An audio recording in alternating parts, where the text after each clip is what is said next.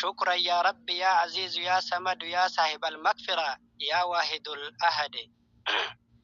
gammanne gammada guyyaan kun adduma guyyaa walit dhufee namu wal daawwatu kaan hurufa fixee kaan qur'aana fixee gammachuu ibsatu baga kana geettan qaaliin alamaa isin haa jaalatu baga kana geettan qaaliin alamaa isin haa jaalatu.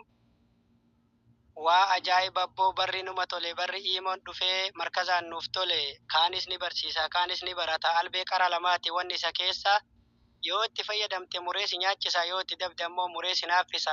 Yaa rabbi nurraa qabi waan nama salphisa yaa rabbi nurraa qabi waan nama salphisa. Yaa ustaazota keenna yaa ka rabbiin faa'e diini islaamaa isintu nuun gahe hojiin keessan gaariin bakka hundaa gahe wanniin facaafattan bakkayyuu urgaahe isinaa urgeessu gaafa ruuhin keessan karra arshii gahe isinaa urgeessu gaafa ruuhin keessan karra arshii gahe. Guyyaan kun eebbaan dagatinaanarraa guyyaan kun eebbaan dagatinaanarraa ayyaadaan mirqaane bakka biraa utaalaa du'aayii nu godha yaa markazoota shuuraa. Wanni nyaattan biffeen qophaa'ee jira tuulaa keessummoonni ay dhufe kamuu keessummoota hundaa itti nu affeeraa namni ay dhufe hunduu akka hin galle beela namni ay dhufe hunduu akka hin galle beela. Yaa ustaazota keenna wallahi kabaja isiniin male kaan abbaan irraa deemee ganda akiraa gale kaan haadha irraa deemee ganda akiraa gale walitti nu qabdan sabrii nu barsiiftan akka aadaa kalee rabbitu dubbatee quraana keessan jabeeffadhaa isiniif haa ta'u dagalee.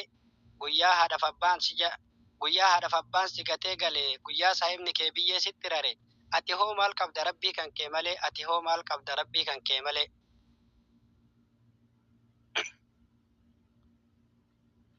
Akkam jirre jirtu barattoonni martuu quraana kanamee akkamiin barattu bitaan qabataa jirtu moo mirgaan qabataa jirtu yoo bitaan qabattan innuu isin hin jaalatu tolchiitii qabadhu addunyaa akiraa akka najaa baatu tolchiitii qabadhu addunyaa akiraa akka najaa baatu. Kaasiin nageette alhamdulillah mee takkanaan jedhe hafuura urgaa'ii diinii kana barii bakka guddaa gahii galanni kan keeti yaa rabbi ilaahi ammas dachaa alhamdulillah galanni kan keeti yaa rabbi ilaahi ammas dachaa alhamdulillah. Barumsi ifaadha faallaa dukkanaati dukkanni wallaalaa jaanjaa si gooti ifaa dhaamiin qabne yaa barumsa diinii duniyaatti ibsattee jiraatta waliin akirallee nafuu bar inni sirraa. Isaan tarkaanfattaa qeeraa siraatirra. Kanaafuu yaa nama barumsatti fiigaa shirkii fi bid'aas toohidumaan diigaa aqiidaa sahiyaa baradhaa barsiisa obbolootas kaasa ilmaanis barsiisa sammuu isaanii qaraa jannataaf qopheessa. Yaa bareedaa namaa faaya ija kuulaa rabbitu si faaye fuulli kan kee nuura jannataan gammadi jazaan kan kee tuula. Nullee itti gallaa borbiyyee handhuuraa jabaadhaa baradhaa tartiibaa wal guuraa ifaa jiruu namaa agarsiisaa kallattii sammuu waa baratte hin buutu dabatti tolchiitii baradhu dukkanni simiitii qabrii keessa qabdee hundee teessi hiiti ofin dagatin tasa dhuftii duuti. Guyyaan kun tokko lammatan deebitu mee gadiin fiigaa bunaa fi itittuu falfalli tiktookii ta quraanarraa isin kuttu dachee torban jala haaluftu. Tiktookiin rahmata hin qabdu si irraanfachiifti kaayyoo kan kee kakalee nama hedduu argee osoo waan beekumsa qabu fakkaatu achi keessatti daggalee arrabni isaa khayrii hin dubbatu dubbii hamtuu malee mee maal deebisuu teetta umrii tantee qacalee guyyaa saahibni ati jaalattu si gatee galee guyyaa haadhaaf abbaan kan kee biyyee sitti rare ati hoo maal qabda rabbii kan kee malee. Azalli hin ooltu dhufaa jirti duuti qabrilleen si waamti ana beeytul wahda ana beeytud duudi. Daddafanii moggaasaniif maqaan isaa janaazaa firaafollaan isaa gangalatee imimmaan ofirraa yaasaa garigariin lafaan of tume dhiiga ofirraa facaasaa kunumaa isaaf hin godhu yoo du'aayii taate malee isa deebisaan hin danda'amne ganda deebin hin jirre galee.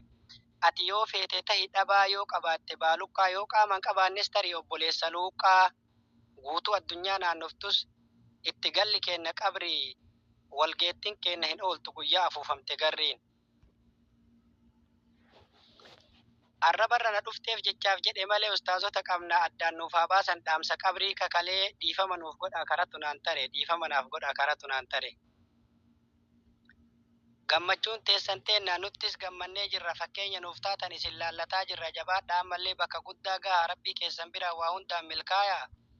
جنة الفردوس أولا نبيوتا سنوفتها جنة الفردوس أولا نبيوتا سنوفتها eebbifamtoota keenna waa isiniif dhaama meena dhageeffadha yaada keessaniif qaaman akkana jedhanii barnabiin aalamaa balliguu walau kaana aayaa waan barattan barsiisaa jedhan nabiin aalamaa qur'aana baranne jettanii hin cal'isinaa yaa jamaa akka ittiin gaafatamne boru guyyaa qiyaamaa ani lubbuu xiyyaaf teessanillee tanaan dhaama ani lubbuu xiyyaaf teessanillee tanaan dhaama bakka jirtan maraamee of maraamara akka itti jirru kun jireenya miti bara akkanatti nafu yeroon kun hin taraa of hin dagatinaa muslimni hadaraa of hin dagatinaa muslimni hadaraa yaada koo fixadhe asitti dhaabbadha assalaamu alaikum salaama dhaammadha bakkuma jirtanii nagaan